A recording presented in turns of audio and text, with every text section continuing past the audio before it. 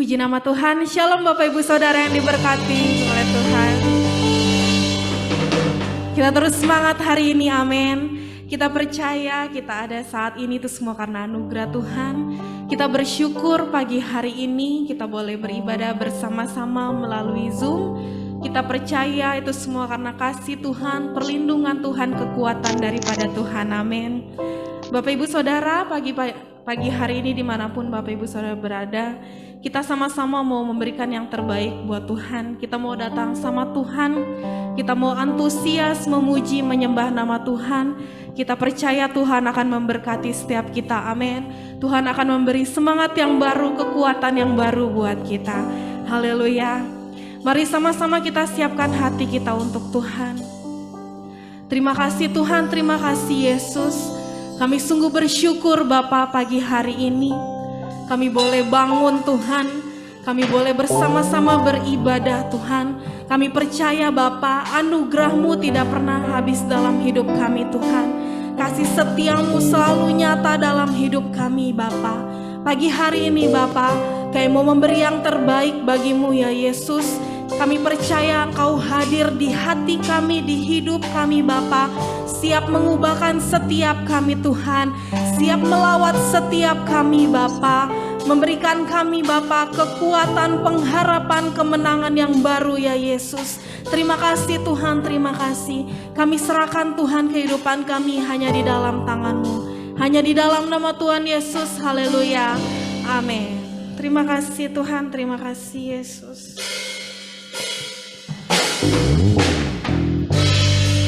Kami percaya Tuhan, Engkau hadir di dalam hidup kami Yesus. Bertatalah Tuhan atas pujian kami. Terima kasih Tuhan, terima kasih Yesus. Kami mau menyembah-Mu Bapa, kami mau memuji-Mu Tuhan. Haleluya. Mari sama-sama kita mau katakan, ku menyembah dalam kudus hadirat-Mu, hampiri tata kasih karunia-Mu Bapa. Mari sama-sama katakan, kekuatanku,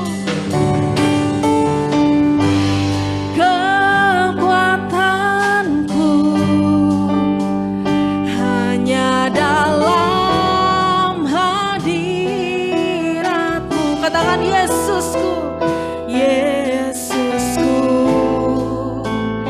hanya Kaulah segalanya. Mari sama-sama katakan, ku yakin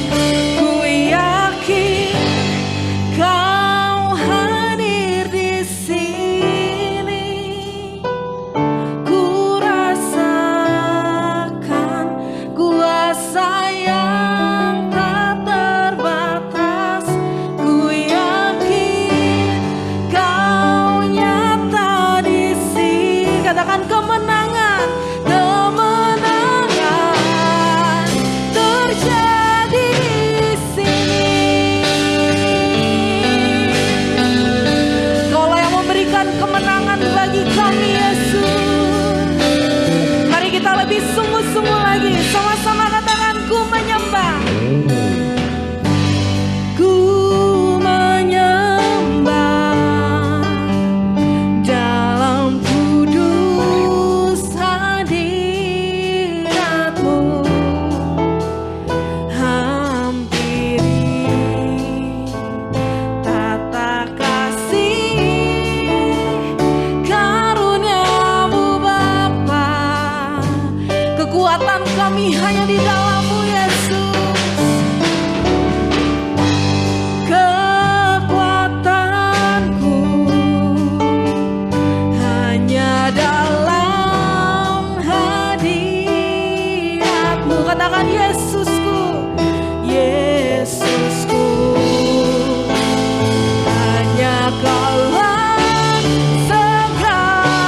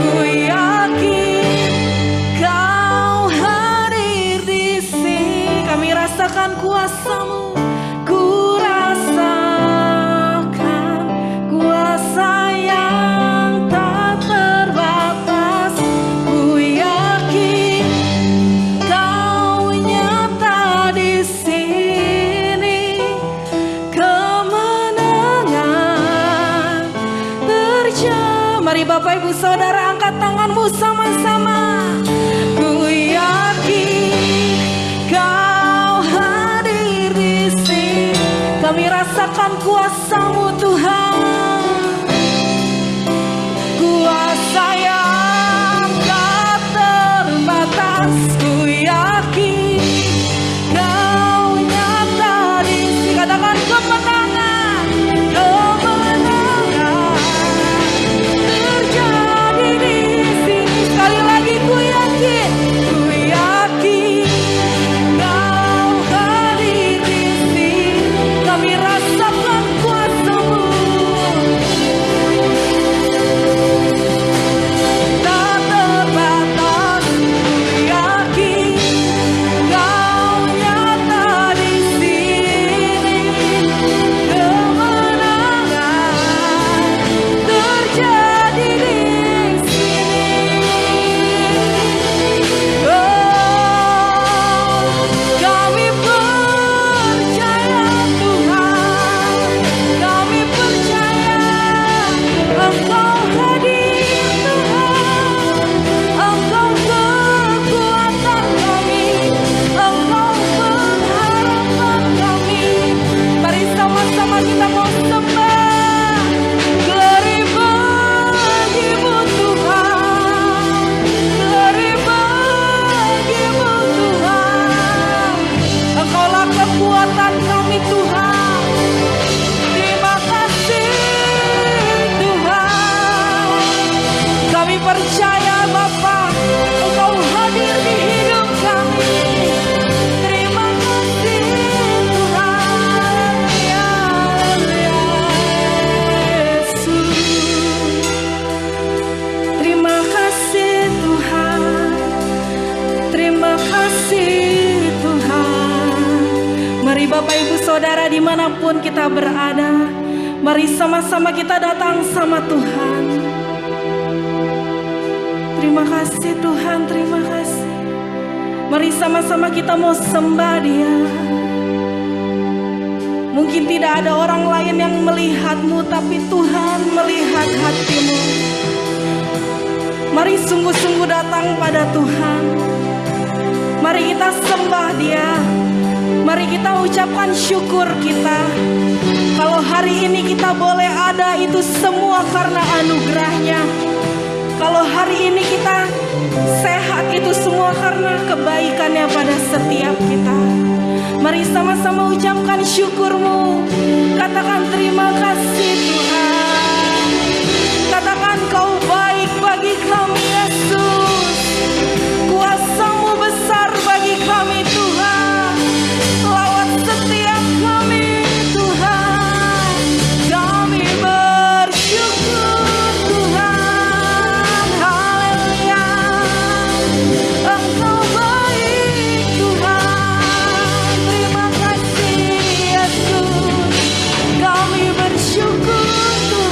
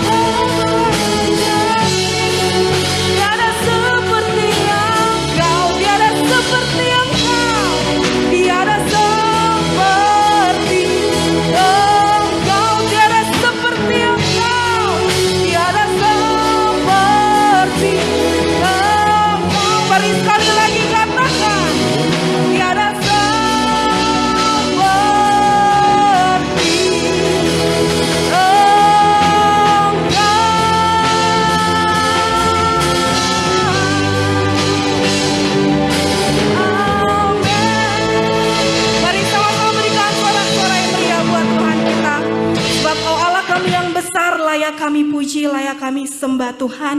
Kami bersorak bagi nama-Mu yang siap memuji nama Tuhan. Sama-sama katakan, amin. Tuhan kita luar biasa, amin. Dia Allah yang hebat, Dia Allah yang dahsyat, Dialah kekuatan bagi setiap kita. Kami mau percaya kepada-Mu Tuhan.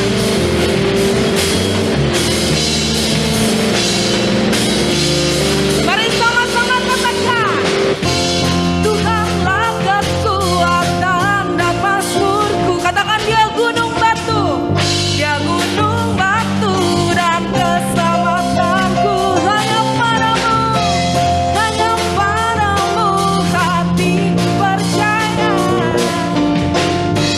Kaulah menara dan kota perlindungan. Mari sama-sama katakan, ku mau selalu bersyukur sebab cinta-Mu padaku takkan pernah berubah hatiku. Walau bumi bergoncang, gunung-gunung beranjak, namun kasih setia-Mu tak pergi dariku. Mari sama-sama bertepuk tangan buat Tuhan kita. Kaulah kekuatan kami Tuhan. Sama-sama.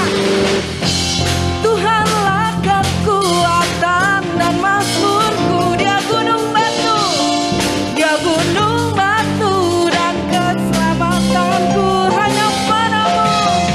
Hanya padamu hatiku percaya. Kaulah menara dan kota perlindungan. Mari sama-sama kita katakan, ku mau selalu bersyukur sebab cinta-Mu padaku takkan pernah berubah hatiku. Walau bumi bergoncang, gunung-gunung beranjak, namun kasih setia-Mu. Mari yang mau bersyukur sama-sama. Ku mau selalu bersyukur sebab cinta-Mu padaku takkan pernah berubah. Hatiku percaya. Walau bumi bergoncang, gunung-gunung kami percaya, namun kasih setia-Mu tak pergi dariku.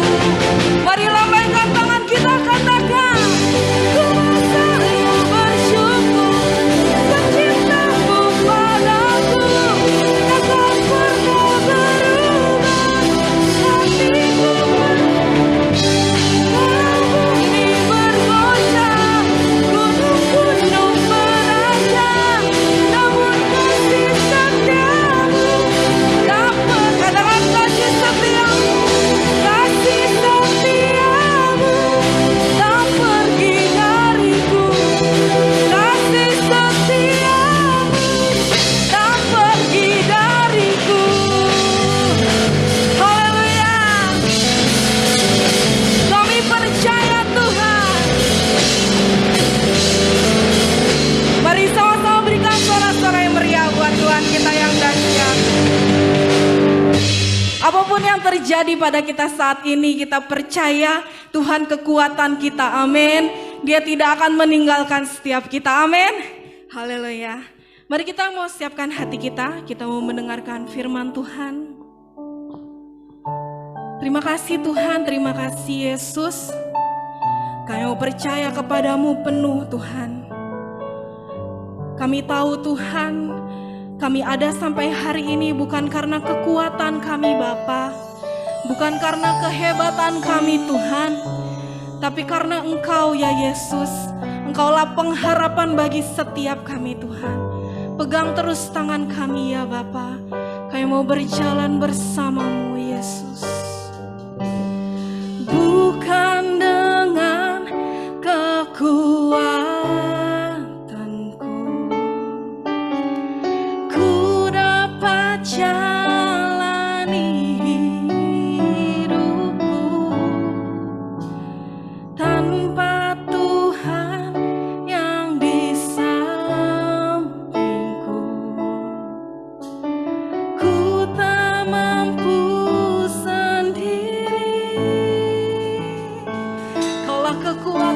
kami.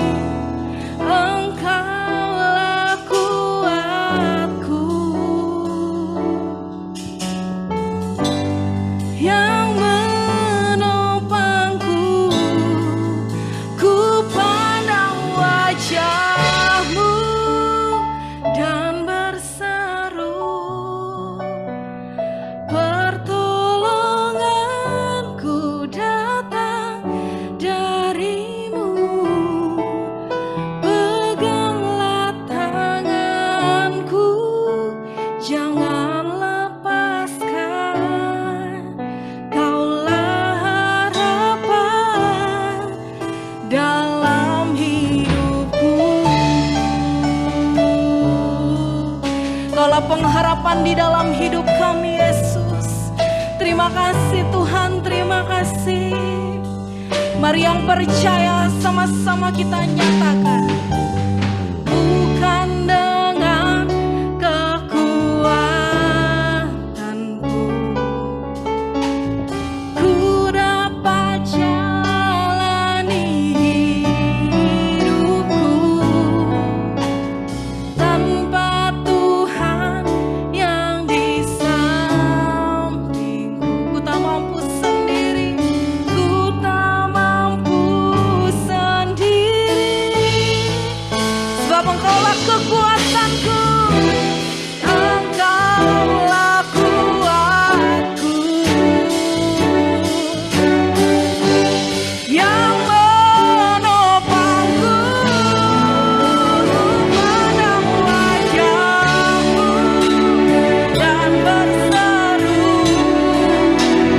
pertolonganku datang dari-Mu. Pegang tangan kami, peganglah tanganku, jangan lepaskan. Kaulah harapan. Mari sama-sama angkat tanganmu ke tanganku, pandang wajah-Mu. Ku pandang wajah-Mu dan berseru, pertolonganku datang dari-Mu. Pegang tangan kami, peganglah tanganku, jangan lepaskan. Kaulah harapan dalam. Mari yang percaya katakan, ku pandang wajah-Mu, ku pandang wajah-Mu dan berseru, pertolonganku datang dari-Mu. Peganglah tanganku, jangan lepaskan. Kaulah harapan dalam. Katakan, kaulah harapan, kaulah harapan dalam. Kaulah pengharapan kami, Yesus. Kaulah harapan dalam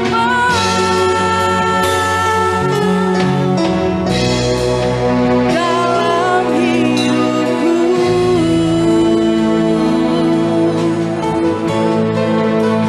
Terima kasih. Selanjutnya saya serahkan kepada hamba-Nya.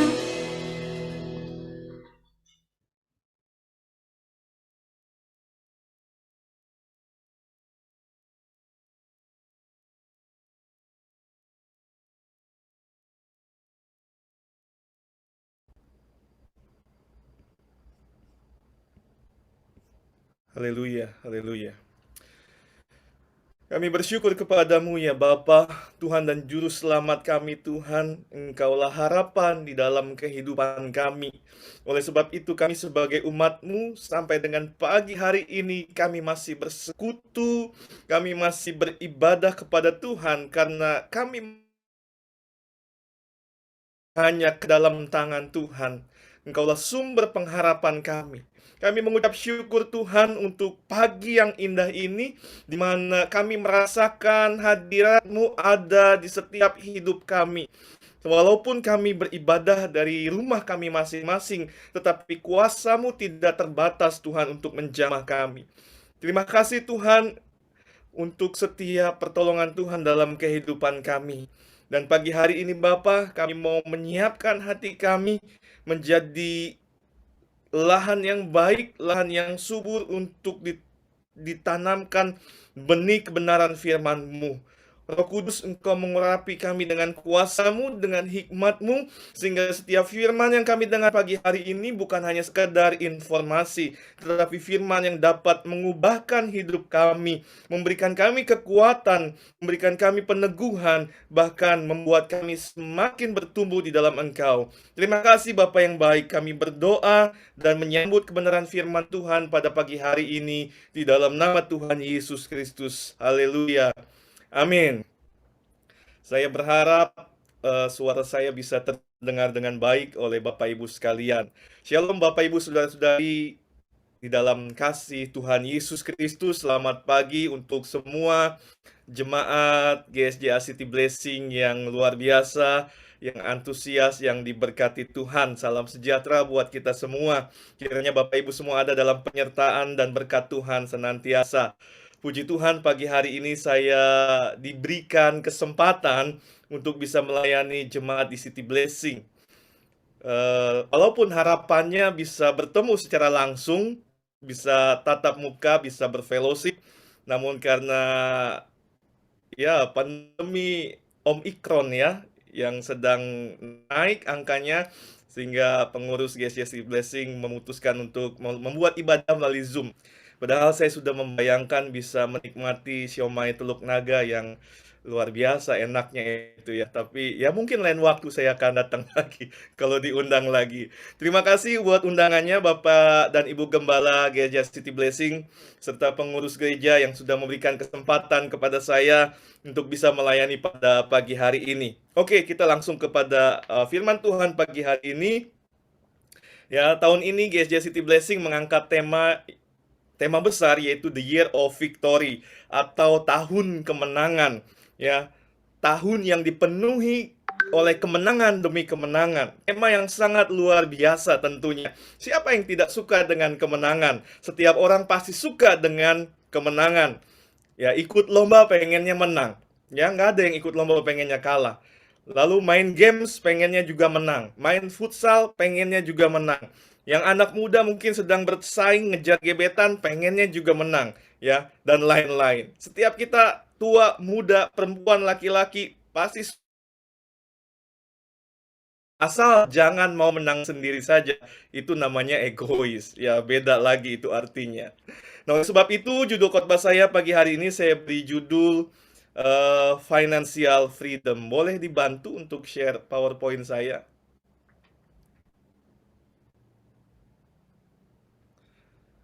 Ya, judul khotbah saya pagi hari ini saya beri judul Financial Freedom atau kemerdekaan keuangan. Ya, kemenangan dalam keuangan. Nah, apa sih yang dimaksud dengan kemerdekaan keuangan? Ya, definisi yang pertama, financial freedom adalah kondisi di mana seseorang bebas secara finansial dalam artian keadaan di mana seseorang memiliki keuangan yang cukup. Ya, Bapak Ibu perhatikan kata cukup yang saya lingkari garis merah. Yang cukup untuk memenuhi segala kebutuhan hidupnya tanpa harus bekerja sangat keras atau sangat ngoyo. Pergi pagi pulang pagi, seperti lagu sebuah band ya, pergi pagi pulang pagi. Hanya untuk memenuhi kebutuhan yang sangat dasar seperti makan ataupun membeli pakaian. Nah, kalau saya buat sebuah garis diagram, contoh ilustrasinya seperti ini Bapak Ibu. Ya, di strip yang merah itu ada kata kurang atau dalam artian keuangannya masih minus. Ya, lalu di tengah-tengah ada strip warna hijau itu ada kata cukup. Ya, dalam artian seimbang. Dan di sebelah kanan ada kata lebih dalam artian keuangannya surplus. Nah, ini yang dimaksud dengan financial freedom, artinya ada keseimbangan, tidak kurang dan tidak juga berlebihan. Ya, saya percaya setiap orang pasti pengen juga lebih. Ya, itu menjadi mungkin satu tujuan, satu target. Tapi financial freedom bukan berarti harus selalu lebih. Ya, tetapi cukup, seimbang. Nah, sebenarnya firman Tuhan itu berarti financial freedom tidak harus jadi orang kaya terlebih dahulu. Ya, bukan harus punya duit yang sangat banyak atau sangat berlimpah terlebih dahulu baru bisa mengalami financial freedom, bukan. Ya, tetapi orang tersebut bisa bersyukur. Ya, garis bawahi kata bersyukur. Orang tersebut bisa bersyukur dengan apa yang dia punya. Bisa mencukupi kebutuhan hidupnya dengan apa yang ada padanya tanpa harus punya uang berlebih terlebih dahulu. Ya. Tanpa harus jadi orang jadi masuk dalam daftar 10 orang kaya di Indonesia terlebih dahulu. Enggak harus seperti itu. Ya, tapi orang itu bisa mencukupi hidupnya dengan apa yang ada padanya saat ini. Bisa bersyukur dengan apa yang Tuhan berikan. Nah, firman Tuhan sebenarnya sudah mengajar kita tentang bagaimana kita mengalami financial freedom di dalam kehidupan kita. Dan yang bagian A dikatakan, janganlah kamu menjadi hamba uang, dan cukupkanlah dirimu dengan apa yang ada padamu. Cukupkanlah dirimu dengan apa yang ada padamu. Jadi kita nggak harus jadi orang lain untuk bisa mengalami financial freedom. Kita nggak harus seperti orang lain yang punya perusahaan, punya kekayaan yang banyak untuk bisa mengalami financial freedom. Nggak harus seperti itu. Jadi cukupkanlah dirimu dengan apa yang ada padamu pada hari ini. Jadi arti lain dari financial freedom adalah kehidupan yang tidak diperbudak oleh hawa nafsu untuk terus mengejar kekayaan. Sehingga saudara kehilangan makna hidup yang sesungguhnya. Sehingga saudara lupa daratan. Ya, yang dikejar hanya uang, uang, uang, dan uang. Sampai-sampai saudara kehilangan makna hidup yang sesungguhnya. Memang jujur kita masih butuh uang, ya. Saya yakin saudara setuju dengan statement saya. Kita hidup di dunia ini masih butuh uang. Ya, tetapi bukan berarti kita harus jadi hamba uang. Ya, jangan salah berpikir tentang uang. Ya, jadi kalau seseorang matanya telah digelapkan oleh uang, maka hidupnya tidak akan bisa mengalami financial freedom. Ya, dia akan selalu kurang, dan kurang. Ya, persis seperti apa yang dikatakan oleh firman Tuhan di dalam Matius 6 ayat 21, karena di mana hartamu berada, di situ juga hatimu berada. Jadi kalau seseorang matanya telah digelapkan oleh uang, dia yang dikejar hanya uang, uang, dan uang, maka hatinya nggak akan tertuju kepada Tuhan. Hatinya hanya akan tertuju bagaimana saya bisa menghasilkan uang, uang, uang, dan uang yang banyak. Nah, orang yang seperti itu sebenarnya walaupun dia punya uang yang banyak, tapi dia tidak mengalami financial freedom. Nah, oke Pak Pendeta, katakanlah kalau saya udah ada di posisi yang cukup. Ya, next slide boleh. Katakanlah saya sudah ada di garis yang hijau, di strip cukup seimbang. Ya, artinya kita bisa mengalami financial freedom. Tapi bagaimana kalau kondisi saya masih di posisi yang kurang? Masih ada di strip yang merah. Yang artinya belum bisa mencukupi kebutuhan hidup yang mendasar. Kebutuhan hidup dasar aja nggak bisa tercukupi. Yang ada malah timbul, maaf saya harus mengatakan ini, yang ada malah timbul hutang. Bahkan keterpurukan keuangan. Nah, apakah ketika orang Kristen mengalami hutang yang tidak bisa dibayar atau keterpurukan keuangan, itu berarti salahnya Tuhan yang kurang banyak memberkati kehidupan kita? Itu berarti Tuhan yang pelit memberkati hidup saya. Apakah seperti itu? No. Ya, Tuhan tidak pernah salah, bahkan Tuhan tidak bisa salah. Amin. Setuju? Ya, Dia memberkati setiap orang itu dengan adil. Tadi itu karena kesalahan kita dalam mengatur keuangan. Kita mungkin kurang bijak dalam mengelola berkat yang Tuhan sudah kasih. Mungkin hidup kita seperti pepatah yang mengatakan lebih besar pasak daripada tiang. Artinya pengeluaran kita lebih banyak dari pemasukan kita. Atau mungkin kita pakai uang kita untuk hal-hal yang tidak berguna. Nah, oleh sebab itu, hindari pengeluaran atau pembelian yang sifatnya keinginan, bukan kebutuhan yang utama. Nah, pertanyaan selanjutnya, apakah berhutang itu dosa? Apakah orang Kristen boleh berhutang? Tergantung, saudara. Selama hutang itu bisa dibayar, itu tidak dosa. Ya kan, kita ambil rumah, cicil rumah kan itu hutang. Kalau nggak nyicil, apakah kita bisa langsung beli cash? Jarang yang mungkin bisa langsung beli cash. Oleh sebab itu kita cicil. Kredit itu kan hutang. Kita beli mobil, beli motor, cicil pakai kredit, pakai cicilan, itu juga hutang. Ya, jadi ketika hutang itu bisa dibayar, bisa dipertanggungjawabkan, itu nggak dosa. Tapi ketika kita tidak sanggup bayar, kita sudah ambil kredit, kita tidak sanggup bayar, lalu lari meninggalkan tanggung jawab kita, nah itulah yang bisa jadi dosa. Jadi kreditnya, hutangnya nggak dosa, tapi ketidakmampuan kita untuk bayar, apalagi lari dari tanggung jawab kita untuk bayar, itulah yang jadi dosa. Oleh sebab itu, berpikirlah bijak dengan sebelum memutuskan untuk mengambil cicilan atau untuk kredit. Coba kalkulasi keuangan kita. Apakah kita sanggup membayar kredit tersebut atau tidak? Jika memang tidak sanggup, ya jangan coba-coba dulu untuk ambil kredit atau berhutang, karena itu akan membawa kita kepada situasi yang disebut dengan keterpurukan keuangan. Nah, sebuah hasil survei ya dari Bank Indonesia menunjukkan per 30 Juni tahun 2020 kemarin itu terdapat jumlah transaksi kartu kredit tercatat sebanyak 20,89 juta transaksi loh, dengan nilai 17,1 triliun. Jadi intensitas masyarakat umum dalam memakai kartu kredit itu semakin tahun semakin meningkat jumlahnya. Luar biasa, sangat luar biasa sekali. Ya, jadi kalau saudara belum bisa mengendalikan diri, ya jadi jangan bikin kartu kredit terlebih dahulu. Ya, sekarang bikin kartu kredit itu gampang banget ya, di supermarket, di mana, di pintu-pintu masuk gedung-gedung. Pak, kartu kreditnya Pak, gratis iuran bulanan. Ya, macam-macam penawarannya. Ya, jadi kalau kita belum bisa mengendalikan diri, ya hati-hati dengan kartu kredit ini. Ya, kalau gaji kita cukup buat bayar cicilan, puji Tuhan.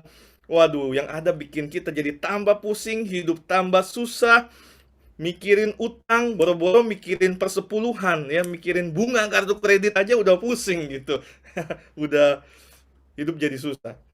Nah, makanya lebih baik seperti yang firman Tuhan katakan tadi, kuasai diri dan cukupkan hidup dengan apa yang ada. Ya, jangan cari-cari yang nggak ada, apalagi sampai membuat kita berhutang. Nah, pertanyaan selanjutnya, lalu bagaimana Pak kalau seandainya kita sudah terlanjur mengalami hutang dan keterpurukan keuangan? Ya, ini akhir-akhir ini, tahun-tahun ini banyak nih orang-orang yang mengalami hal seperti ini. Bahkan di jemaat saya pun ada beberapa orang. Apakah bisa bangkit? Apakah bisa keluar dari keterpurukan keuangan? Saya katakan bisa, asal jalan yang kita tempuh adalah jalan yang benar dan sesuai kehendak Tuhan.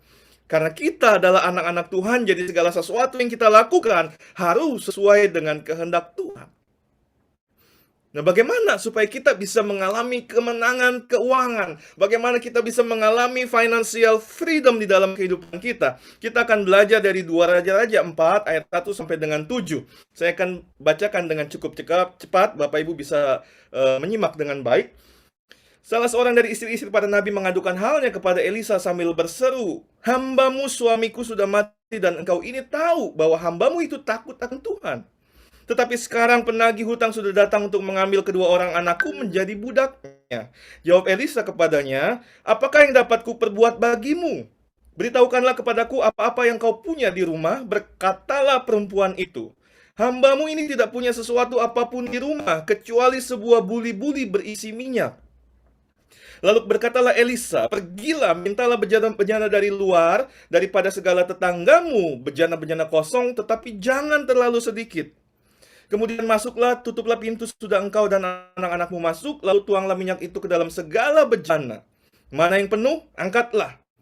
Pergilah perempuan itu daripadanya, tutupnyalah pintu sesudah ia dan anak-anaknya masuk. Dan anak-anaknya mendekatkan bejana-bejana kepadanya, sedang ia terus menuang. Ketika bejana-bejana itu sudah penuh, berkatalah perempuan itu kepada anaknya, "Dekatkanlah kepadaku sebuah bejana lagi." Tetapi jawabnya kepada ibunya, "Tidak ada bejana." Lalu berhentilah minyak itu mengalir.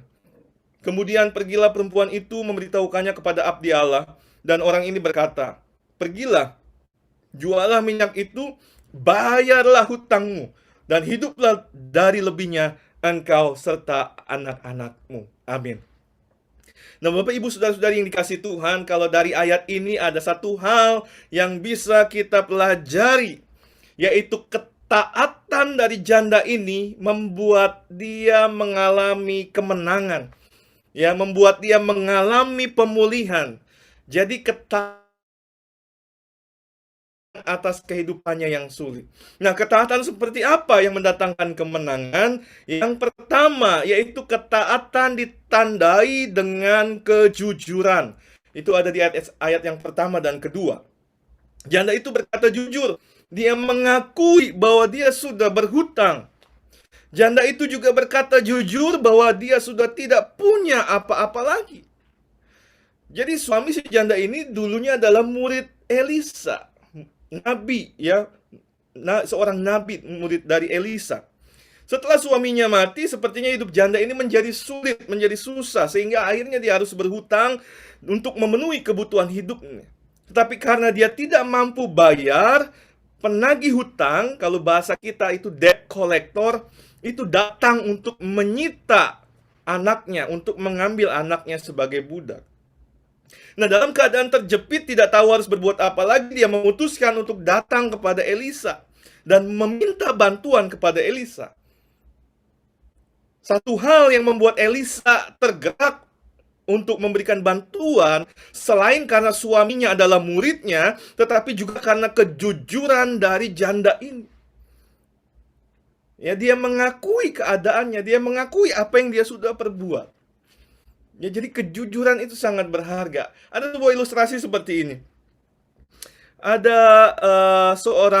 dua orang pengusaha, ya, katakanlah namanya yang satu si Tono, yang satu si Budi, sedang berbincang-bincang. Si Tono bertanya, "Bud, salah satu kriteria kamu dalam memilih karyawan tuh apa sih?" kata si Tono. Lalu Budi menjawab, "Kalau gue sih lebih baik menerima karyawan yang bodoh tapi jujur, daripada pintar tapi suka bohong." Stono bertanya kembali, "Loh, kok bisa gitu?" Si Budi menjawab kembali, "Kalau bodoh itu bukan karakter, tetapi kurangnya kesempatan untuk belajar.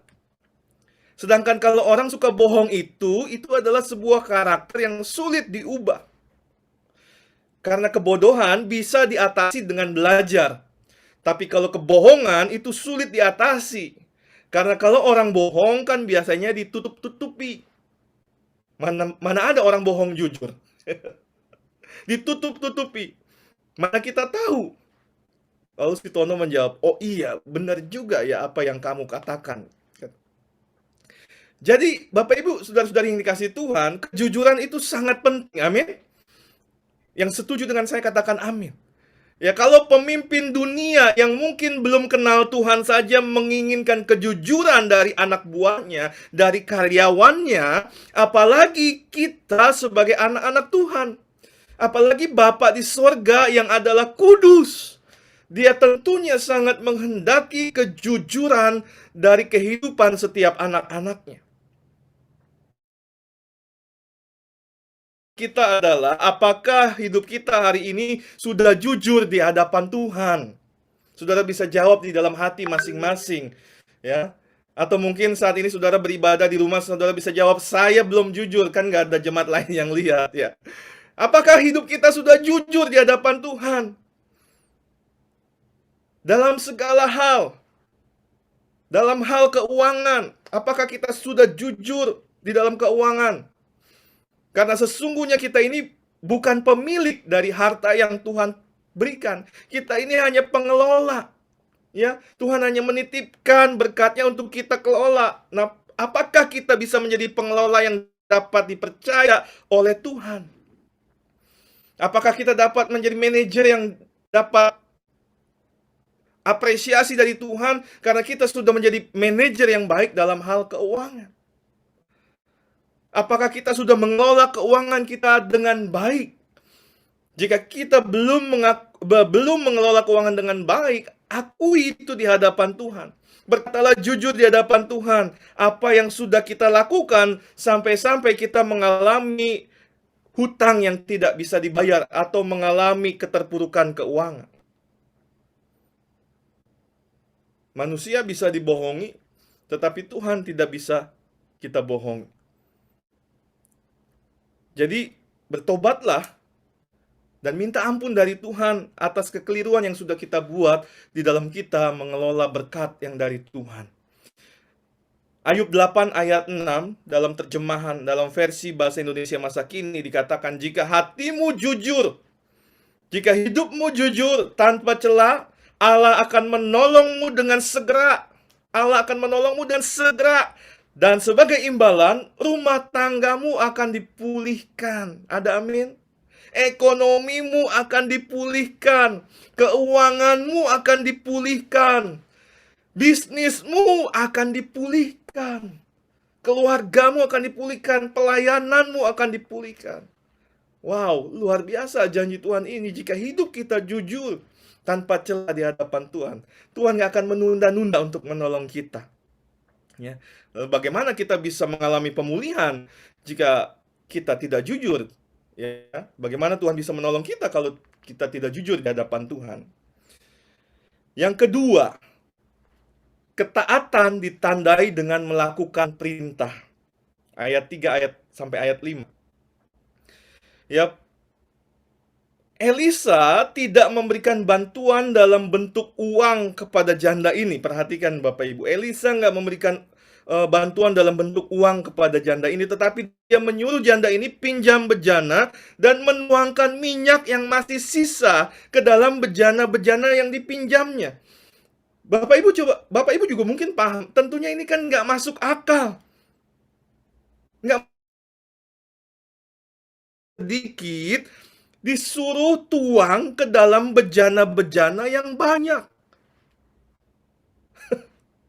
Secara rasio berpikir kita sebagai manusia ini nggak masuk akal. Tetapi janda ini nggak menjawab, nggak protes ketika diberi perintah oleh Elisa. Dia melakukan tepat seperti yang diperintahkan Elisa. Dan apa yang terjadi? Alkitab mencatat mukjizat terjadi. Wow, ketaatan ditandai dengan melakukan perintah. Hari-hari ini berapa banyak orang Kristen yang bisa tetap melakukan perintah Tuhan sekalipun kehidupannya sedang ada dalam keadaan yang sulit. Hari-hari ini berapa banyak orang Kristen yang bisa tetap memberikan persembahan, memberikan persepuluhan ke dalam rumah Tuhan sekalipun keuangannya sedang digoncang, sekalipun keuangannya sedang terpuruk. Berapa banyak? Berapa banyak hari-hari ini kita tetap bisa melakukan firman Tuhan di tengah-tengah segala cobaan, badai kehidupan yang datang dalam kehidupan kita. Berapa banyak dari kita yang pagi hari ini beribadah kepada Tuhan dan tetap taat kepada perintah Tuhan. Karena kedewasaan rohani dari seseorang itu tidak ditentukan dari usia atau berapa lama dia jadi orang Kristen. Tidak, tetapi ditentukan dari ketaatannya dalam melakukan perintah Tuhan. Amin. Nah, jadi cara yang dipakai Tuhan untuk menolong umatnya memang terkadang tuh tidak masuk di akal kita. Karena memang bukan tugas kita untuk memahaminya. Kita nggak akan bisa memahami cara Tuhan. Tugas kita adalah mentaati apa yang diperintahkan Tuhan. Udah cukup itu aja. Mentaati, melakukan apa yang diperintahkan Tuhan. Itu tugas kita. Dalam Ulangan 28 ayat 13, janji Tuhan kepada umatnya, Tuhan akan mengangkat engkau menjadi kepala dan bukan ekor. Engkau akan tetap naik dan bukan turun. Apabila engkau mendengarkan perintah Tuhan Allahmu yang kusampaikan pada hari ini, kau lakukan dengan setia. Wow. Ini janji Tuhan, bukan janji saya. Ya. Janji Tuhan tidak pernah meleset. Tuhan tidak pernah ingkar janji. Oleh sebab itu, mari kita mau menjadi orang yang taat di hadapan Tuhan dengan melakukan perintah Tuhan.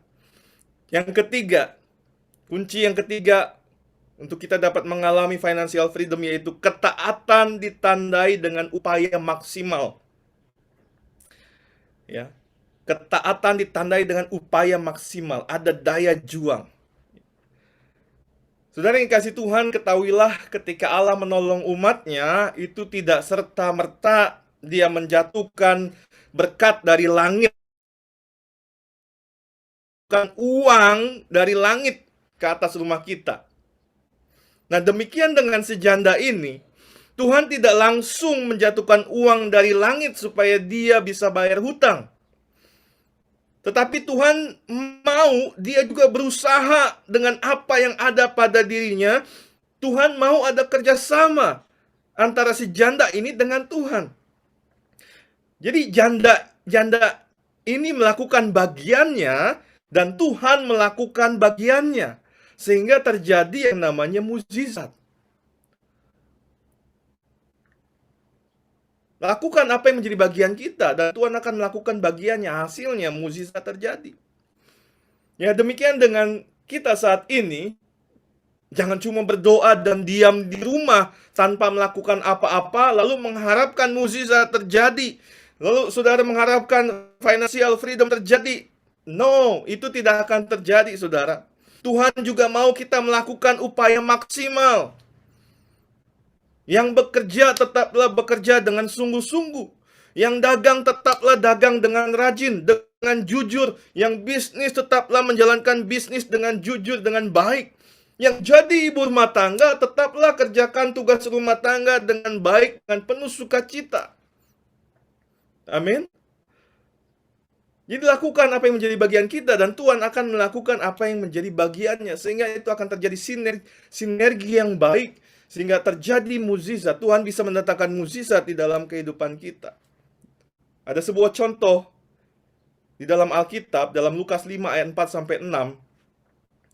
Setelah selesai berbicara, ia berkata kepada Simon, "Bertolaklah ke tempat yang dalam dan tebarkanlah jalamu untuk menangkap ikan," kata Tuhan Yesus kepada Simon Petrus. Simon menjawab, "Guru, telah sepanjang malam." Perhatikan kalimat Simon, "Telah sepanjang malam kami bekerja keras." Wow, luar biasa. Kami bekerja keras dan kami tidak menangkap apa-apa. Tetapi karena engkau menyuruhnya, aku akan menebarkan jala juga. Dan setelah mereka melakukannya, mereka menangkap sejumlah besar ikan sehingga jala mereka mulai koyak. Sekalipun Petrus sudah berusaha nangkap sepanjang malam, tapi ketika Tuhan berikan perintah kepada dia lakukan upaya yang lebih maksimal. Ya, dia nggak memakai logikanya. Udah sepanjang malam nebar di sini nggak dapat apa-apa, masa sih sekarang dapat? Nggak. Tapi aku akan menebarkan jala juga, artinya aku akan berusaha, akan mencoba lagi. Dan saudara perhatikan, ketika ada upaya maksimal yang dilakukan, di situ ada hasil yang didapat. Amin. Semalaman mereka cari ikan nggak dapat, tetapi ketika ada upaya dan hasilnya luar biasa, ada mukjizat terjadi. Yang keempat, kunci yang keempat untuk kita dapat mengalami kemenangan keuangan financial freedom adalah ketaatan ditandai dengan bertanggung jawab. Ada di ayat yang ke-7. Ya, di situ, "Pergilah jualah minyak itu dan bayarlah hutangmu dan hiduplah dari lebihnya engkau serta anak-anakmu." Artinya apa? Artinya kalau Tuhan sudah memberkati kehidupan kita, keuangan kita sudah dipulihkan, usaha kita sudah dipulihkan, bisnis kita sudah dipulihkan, dagang kita sudah dipulihkan, usaha online kita sudah dipulihkan, jangan lupa dengan tanggung jawab kita. Kalau kita punya cicilan, kalau kita punya utang, apa yang harus dibayar, bayarlah apa yang harus dibayar. Bayarlah tagihan yang menunggak, bayarlah pajak yang belum dibayar, dan bayarlah perpuluhanmu kepada Tuhan. Amin. Jangan lupakan tanggung jawab kita kepada Tuhan. Bagaimana Tuhan bisa memulihkan keuangan kita kalau dalam hal tanggung jawab saja kita masih suka lalai, ya. Kita masih suka lalai membayar persepuluhan kepada Tuhan. Tuhan nggak mau uang kita. Tuhan yang memberkati hidup kita, Dia Tuhan yang kaya. Tapi yang Tuhan mau apa? Tuhan mau lihat ketaatan kita terhadap perintah Tuhan. Apakah kita ini umat yang taat atau tidak? Ya, dalam ayat ini Elisa bilang, bayarlah hutangmu dan hiduplah dari lebihnya. Artinya, si janda ini harus mengelola berkat Tuhan itu dengan baik, dengan benar, yaitu dengan membayar hutangnya terlebih dahulu. Sebagai bentuk tanggung jawab dia. Nah, setelah tanggung jawabnya selesai, barulah dia pakai uang itu untuk hidup kehidupannya sehari-hari. Ya, jadi intinya, kalau sudah dipulihkan oleh Tuhan, jangan jadi orang yang lupa diri. Amin. Kita mau menjadi umat Tuhan yang taat. Ya, ketaatan itu ditandai dengan melakukan tanggung jawab kita masing-masing. Ya, jadi kesimpulan saya pada pagi hari ini, pada dasarnya Tuhan sudah memberkati setiap umatnya dengan cara yang adil. Yang membedakan adalah cara mengelola dan menggunakan berkat tersebut. Jika digunakan dengan bijak, maka akan mengalami hasil yang baik. Tetapi jika digunakan secara tidak bijak, maka hasilnya pun tidak akan baik. Pemulihan secara ekonomi, financial freedom, pemulihan secara keuangan, kemenangan keuangan, bisa dialami oleh setiap umat Tuhan yang hidup taat kepada Tuhan. Dan ketaatan tersebut dideskripsikan menjadi 4 poin. Ketaatan ditunjukkan dengan kejujuran, ketaatan ditunjukkan dengan upaya maksimal. Yang keempat, ketaatan ditunjukkan dengan bertanggung jawab. Haleluya. Puji Tuhan, biarlah kebenaran firman Tuhan pagi hari ini akan semakin meneguhkan kehidupan kita. Biarlah kiranya setiap kita yang mendengar firman Tuhan ini dan melakukannya, kita akan mengalami kemenangan keuangan. Saya percaya Bapak Ibu, Saudara-saudari jemaat City Blessing yang diberkati Tuhan, ketika kita mendengar dan melakukan firman Tuhan dengan setia, firman Tuhan itu akan berkuasa mengubahkan kehidupan Bapak Ibu sekalian. Apa yang saya sampaikan pada pagi hari ini bukan isi hati saya, tapi ini isi hatinya Tuhan untuk setiap Bapak Ibu, Saudara-saudari yang mendengarnya. Ini adalah janji Tuhan, dan ketika kita memegang janji Tuhan, kita tidak akan pernah kecewa. Kita berdoa untuk firman Tuhan pagi hari ini. Haleluya. Bapa yang Maha Kasih, kami mengucap syukur Tuhan untuk kebenaran firman Tuhan yang pagi hari ini sudah kami dengar bersama-sama, yang mengajar kami tentang bagaimana kami mengelola keuangan dengan baik, mengajar kami bagaimana kami harus menata kehidupan kami dengan baik, yang telah mengajar kami bagaimana kami mengalami financial freedom, kemenangan keuangan di dalam kehidupan kami, Tuhan. Terima kasih Bapa yang baik, Engkau meteraikan firman-Mu di dalam setiap loh hati kami masing-masing. Dan hamba berdoa biarlah kiranya Roh Kudus yang penuh kuasa akan terus menyingkapkan rahasia-rahasia ilahi, rahasia-rahasia firman Tuhan yang mungkin pagi hari ini belum tersingkapkan secara keseluruhan. Engkau akan menyingkapkannya secara pribadi dalam kehidupan jemaat-Mu yang ada di Teluk Naga, Tuhan.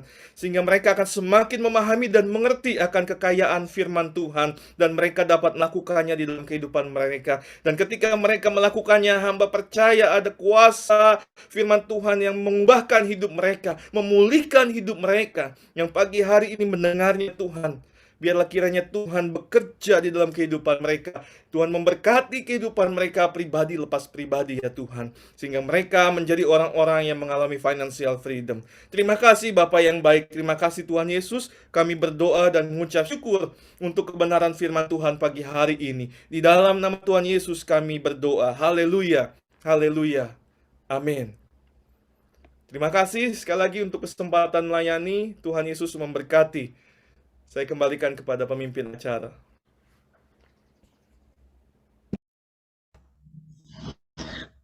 Puji Tuhan, terima kasih Bapak Pendeta Jeffrey yang sudah menyampaikan firman Tuhan hari ini. Kita semua diberkati, saudara-saudara yang diberkati, merasa diberkati, saudara boleh kalau bisa ketik, boleh kasih tanda love begitu, saudara-saudara. Kalau yang bisa menyampaikannya, atau saudara boleh kasih tanda jempol. Dalam pelayanan keluarga, dan tentu hari ini kayaknya masih ada ibadah lagi ya, masih ada pelayanan. Terima kasih sudah menyempatkan waktu. Nanti somenya dikirim lewat Gojek. ya, ya, kita semua diberkati, dan saya berharap saudara-saudara bahwa pelajaran hari ini pelajaran yang sangat baik sekali.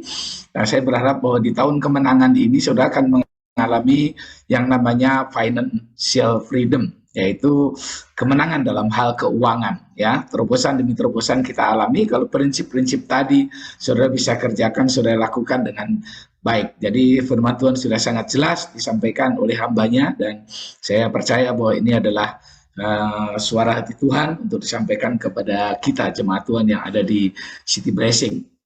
Ya, sekali lagi terima kasih Pastor Jeffrey, Tuhan memberkati, dan terima kasih untuk pelayan-pelayan Tuhan yang hari ini sudah melayani dengan terbatas. Jadi kita biasanya memakai sound yang secara lengkap, tapi hari ini saya minta darurat saja, karena berharap minggu depan kita bisa on-site kembali. Tetapi kalau situasi dan kondisi belum memungkinkan, maka nanti saya akan memutuskan kembali bersama dengan pengurus gereja apakah kita minggu depan akan ibadah secara online lagi atau sudah onsite. Nanti kita lihat perkembangannya, saudara-saudara ya. Dan karena itu saya menghimbau Bapak Ibu saudara-saudara sekalian untuk saudara tetap menjaga kesehatan dan memperhatikan protokol kesehatan dengan baik, jaga jarak, pakai masker dan lain sebagainya. Jangan lupa saudara minum vitamin dan tetap jaga hati saudara tetap bersukacita di dalam Tuhan.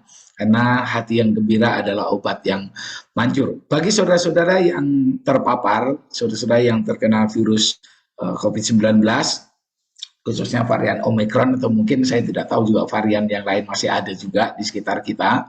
Nah, ada cukup banyak di antara jemaat kita. Saya berdoa Tuhan tetap memberikan semangat kepada saudara, dan Tuhan akan segera menyembuhkan, memulihkan kesehatan saudara sekalian. Dan perhatikanlah bahwa saudara harus sayang kepada diri saudara sendiri, sayang kepada keluarga, dan sayang kepada orang lain. Jadi artinya kalau saudara sadar saudara dalam keadaan sakit, saudara beritahukan kepada orang-orang di sekitar saudara. Ini bukan aib, ini bukan dosa, jadi saudara jangan merasa malu karena saudara terkena COVID-19. Justru kalau saudara diam-diam, lalu kemudian karena saudara malu, saudara diam-diam, secara saudara tidak sadari, saudara menyebarkan banyak virus, justru itu adalah dosa buat saudara ya. Itu justru saudara menjadi berdosa karena saudara telah menyebarkan virus kepada banyak orang. Nah, karena itu saya mengingatkan kembali, karena sekarang situasinya COVID ini sedang menyebar secara luar biasa. Nah, sekalipun saudara hanya keluar rumah, bertemu tetangga, usahakan saudara tetap pakai masker. Karena Anda tidak tahu, kita tidak tahu siapa yang menularin siapa. Tertular oleh tetangga atau saudara menulari tetangga. Mungkin saudara berkata, tapi Pak, saya dalam keadaan sehat, badan saya sehat. Kemarin saya nggak kena COVID. Saudara-saudara, tidak ada orang yang kebal terhadap virus. Jadi walaupun mungkin sehat, saudara bisa saja virus itu nempel. Hanya mungkin saudara tidak bergejala. Itu yang disebut dengan OTG, ya. Orang tanpa gejala. Nah, karena itu saya berharap bahwa saudara memperhatikan ini dengan baik, sayangi keluarga saudara, sayangi diri saudara, dan sayangi sesama saudara, ya, sesama saudara. Kalau saudara sakit, panas, demam, pilek dan sebagainya, lebih baik saudara izin dari kantor saudara, dari tempat kerja saudara. Jangan saudara diam-diam, saudara datang, nah, biar aja, biar saya kena, yang lain juga kena. Nah, itu dosanya 2 kali lipat, saudara ya. Dosa 2 kali lipat kalau seperti itu. Nah, karena itu pastikan perhatikan protokol kesehatan dan tetap semangat ya. Kita berdoa untuk Pendeta Yernya supaya pulih, Kita berdoa untuk Brian, untuk Ibu Wiwin, untuk Bapak Ahoy, dan yang lain-lain, saudara saya, Bapak Mario juga, dan yang lain-lain yang mungkin tidak saya sebutkan satu persatu. Nah, dengan keluarga mereka masing-masing, supaya Tuhan akan menjamah, Tuhan menyembuhkan kita semuanya. Jadi jangan ada yang sombong, saudara-saudara, karena merasa pertama tidak kena, varian Delta tidak kena. Nah, saudara, hati-hati ya, varian Omicron ada di dekat saudara. Jadi jangan ada yang sombong, jangan ada yang merasa hebat, kuat. Nah, karena virus itu tidak bisa saudara lihat. Saudara hanya bisa lihat uang, tapi tidak bisa lihat virus. Ya, kalau uang kelihatan dari jauh, uang kelihatan. Makanya tadi disampaikan firman Tuhan ini ya, financial freedom. Saudara, jangan kejar itu, saudara. Hati-hati kalau sudah kejar terus, nanti saudara kena virus. Nah, ini luar biasa firman Tuhan yang disampaikan. Terima kasih, terus semangat buat kita semuanya. Dan ikutin semua informasi-informasi atau pengumuman-pengumuman yang disampaikan melalui grup WhatsApp maupun yang dikirimkan secara langsung ya kepada saudara. Tolong diperhatikan semuanya. Jadi kita berdoa supaya dalam minggu ini semuanya bisa kondisinya bisa menurun, tetapi tidak ada jaminan, saudara ya. Ini masih meningkat. Nah, kita akan perhatikan juga situasi dan kondisi, dan nanti saya akan meeting kembali atau saya akan putuskan kembali bersama dengan seluruh pengurus gereja yang ada. Baik, terima kasih sekali lagi buat para pelayan-pelayan Tuhan yang melayani, dan saya terus berdoa saudara yang sakit segera dipulihkan, dan saudara yang sehat tetap dalam keadaan sehat dalam perlindungan Tuhan. Ya, saya persilakan untuk pemain musik menaikkan, dan WL pemain musik menaikkan satu pujian, baru setelah itu saya akan tutup di dalam doa dan doa berkat buat kita semuanya.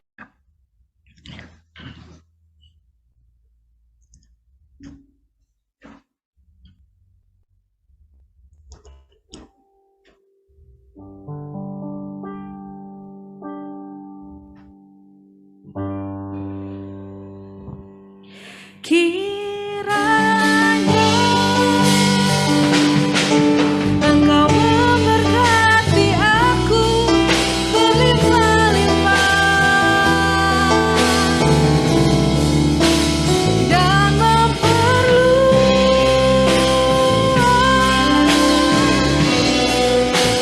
daerahku.